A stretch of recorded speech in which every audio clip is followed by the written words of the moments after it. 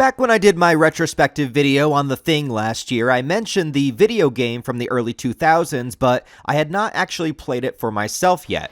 I also noted that the newly remastered version was soon to be on the horizon, and once it dropped, that I would play through the game and give you my review. Well, I officially beat the game, and I'm here to talk about it.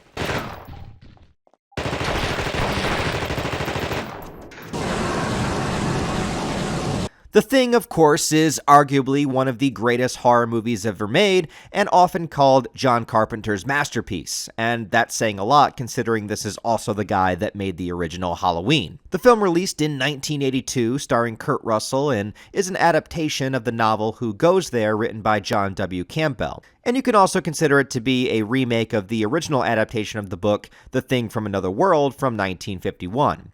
But the game specifically connects to the John Carpenter film. I'll link my retrospective of all of the Thing movies, yes, even the 2011 version, down below if you want more information on the films themselves, but for now let's stay focused on the game. Originally released in 2002 for the PS2 and Xbox, I'm surprised that I never found this game back in the day, considering the PS2 era was the time that I was gaming the most, and I love the movie.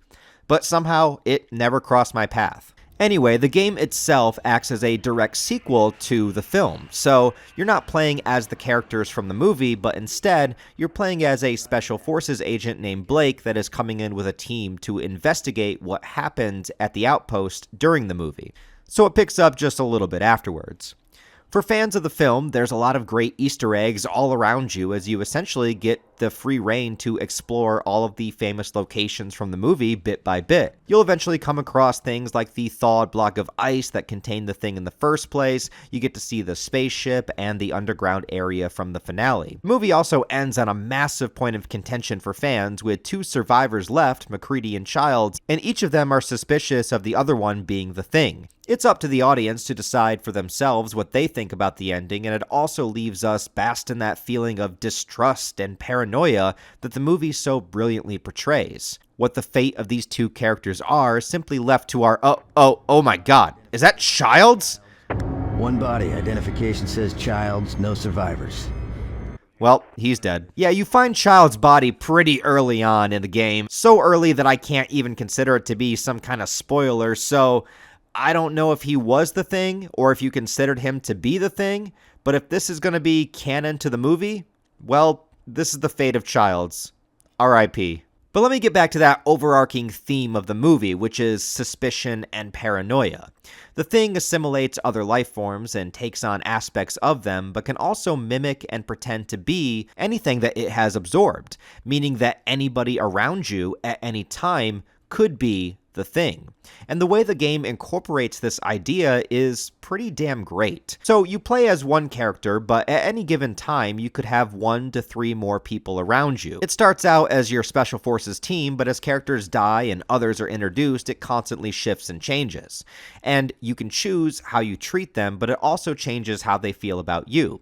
For example, if you meet a new NPC, they don't trust you unless you give them a weapon. So then you have to decide if you trust them enough to give them one. And sometimes you'll need other people to help you access certain rooms or to fix things that your character isn't capable of doing. So sometimes you're going to need to get those other people to trust you.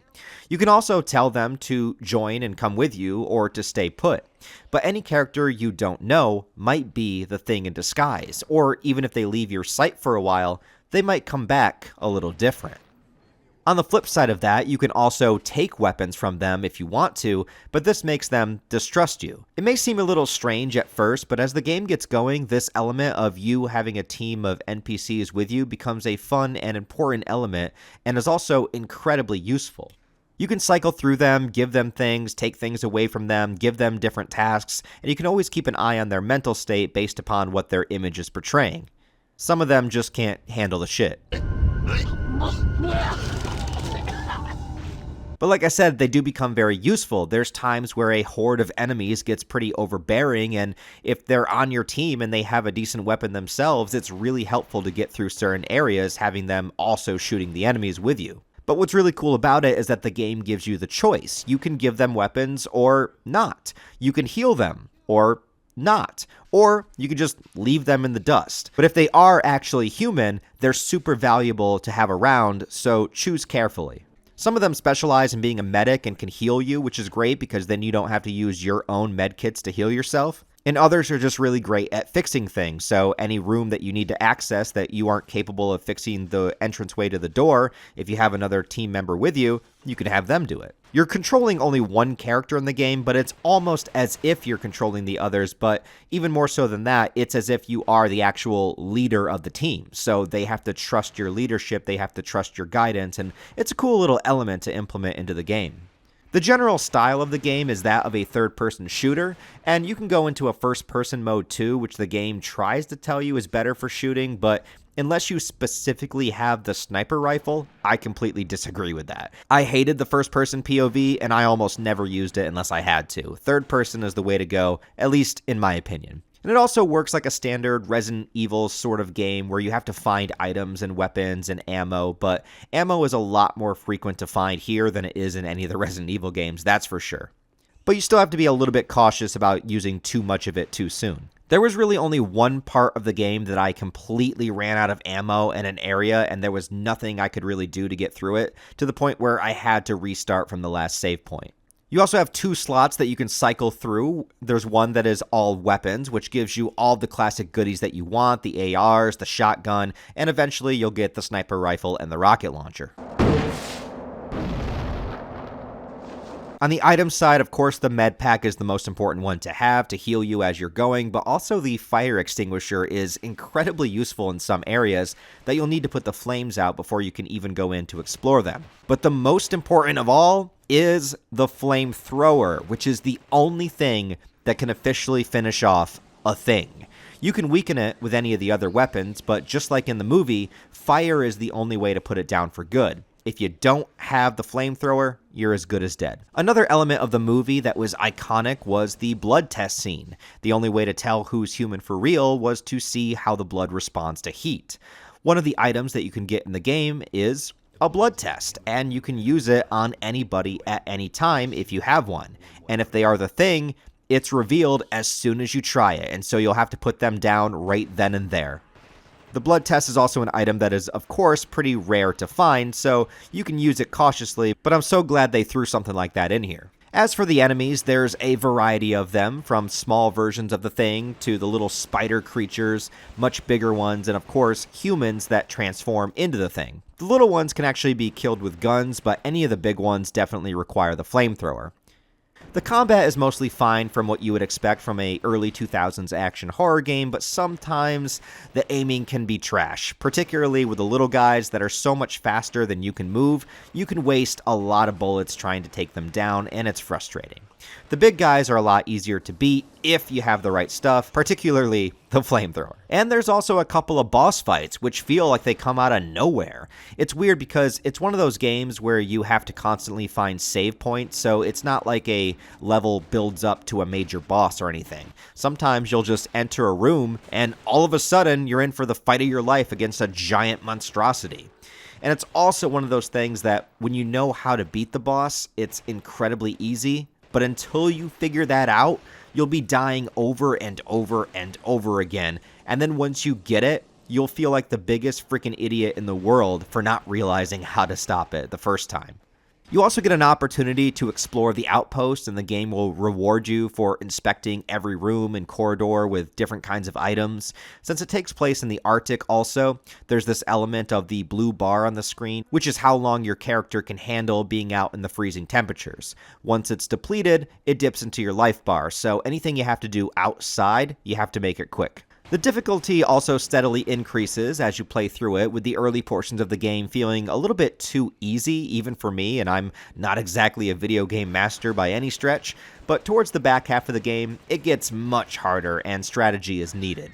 About halfway through, the story shifts from the outpost that you're familiar with to a different science research facility, and you lose all of your items and weapons you had built up to that point and have to start from scratch. Not only that, you're in an area for a little while where it's more advantageous to trap some of the creatures in other rooms, closing the doors on them, because you just simply don't have the right weapons to fight them. Oh, and also, there's a point before this where you rescue a scientist character that is none other than John Carpenter himself. I had no idea that John Carpenter was going to be in this game, so this was a super fun surprise. Afterwards, you do end up fighting human enemies too, but they're pretty much pushovers. It's only when you get a lot of them at once that it becomes difficult.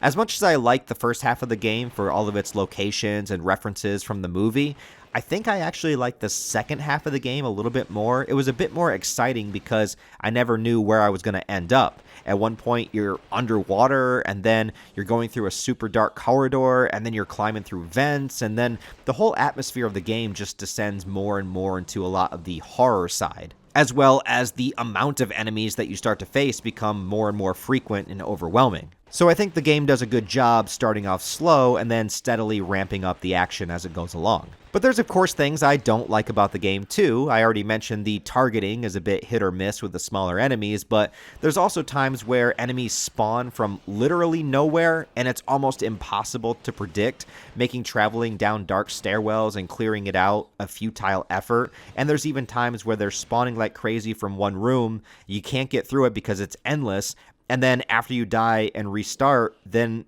they're no longer spawning from that room anymore. So it's kind of random where these endless spawns come from. Also, sometimes your teammates will get in the way, and though they're super useful for helping you fight through a horde, they can also be infected with the thing right in the middle of a combat situation, becoming another problem you have to face. Oh, and those stupid guns on the ceiling that sense movement and start shooting at you, I don't know how long it took me to realize that you can just blow them up from shooting them, but they take such a buttload of bullets to do so that I didn't even think I was doing any damage to them until one time I just tried and emptied clip after clip after clip, and then they eventually exploded. So if you got the bullets to spare, that's one way to get rid of them. Also, I know this is a remaster, but there are a lot of glitches here too. I got stuck quite a few times, unable to move, and I had to restart from the last save point. One time, this happened right after I defeated a boss. I finally killed it, and the game glitched, and I was paralyzed in one spot. You can't jump in this game, you can only run and crouch, so nothing I did got me out of this spot. I had to restart and fight the boss again. Super frustrating. I also couldn't find a way to bring up your objectives after the first time the game tells you, so I guess you have to have a good memory to know what you need to be doing. It's not too difficult to remember, I guess, but there's times where you explore every room, and then you're stuck in the middle of a battle with a giant horde, and it takes you a while to fight all the enemies, and then after the fight, I start thinking, wait, what was I supposed to do? If I could bring it up again, it would be nice to remind myself what my top priority is after surviving a massive fight, because some of those moments I just forget what I'm supposed to be doing. There's also just general frustrating moments, like when I was trying to make my way down this ramp system towards the end of the game, which I get it, you're getting towards the end, so it's supposed to be the hardest, but the automatic guns, enemies everywhere, things exploding out of nowhere, and even the steam hurts you here. You gotta have a lot of health packs and bullets to make it through this. And you only get one potential guy to be a team member for you, but out of the dozens of times it took me to play this sequence, almost all of those times he was the thing. Only one time was he actually human to the point where he could help me. As well, I think the final boss of the game, which I won't spoil, was a great spectacle, but it's more of an epilogue since I didn't feel like I was in any real danger, and you just have to perform basically a single action during it. Don't get me wrong, it was super cool visually, but I was expecting the fight of my life, and I didn't really get that. But I guess after the frustration level of that corridor sequence I just mentioned, maybe it was designed to be a simpler, cool-down kind of final boss fight. I just was expecting a little bit more from it. Overall, though, I had a ton of fun with this game, and as far as horror movie-based video games go, I thought it was great. And I actually like the sequel approach because it allowed itself to be familiar enough with the source material, but still able to do its own thing with its own specific twists and turns. You weren't handcuffed to the storyline of the movie. Recently, many horror games follow that asymmetrical online approach, and I think it's overdone and it's gotten tedious. I would much prefer something like this, and it would be a welcome change for the horror game genre. You get a little bit of that Resident Evil vibe with it, but in the world of The Thing. And I was also impressed with how well it incorporated the themes of the movie with the NPC system. It's way easier to manage and navigate than it seems at first, and I got used to it real quick. But it's such an inspired way to bring in the entire essence of the movie, which is that fear of who may or may not be the thing all around you. And it helps the game be more than just a straight up shooter. Sure, you could spend an entire game just shooting aliens, but this extra element adds a different layer with increasing suspense that I absolutely loved. I beat the game over the course of a weekend, but I did play for at least 5 hours each day, taking my time to explore and dying quite a bit as well. So about 10 hours in total to complete, but if you really know what you're doing, you can probably get it done in half that time. I'd love some more games like this, or hell, even a sequel to this sequel. Why not do an entire The Thing series in video game format? Give John Carpenter a cameo in every single game as a different character and then kill him off in each one. That would be a great running gag. Anyways, guys, let me know if you've played The Thing Remaster and what you think. Do you love it? Do you hate it? Or did you play the original PS2 version, which I never got a chance to, and give some memories on playing that back in the day? Thanks for watching. As always, guys, please give the video a thumbs up and a comment to help it out in the algorithm. Check out the Thing movie retrospective video link down below. Other than that, guys, I hope you have a wonderful rest of your day, and I'll talk to you next time.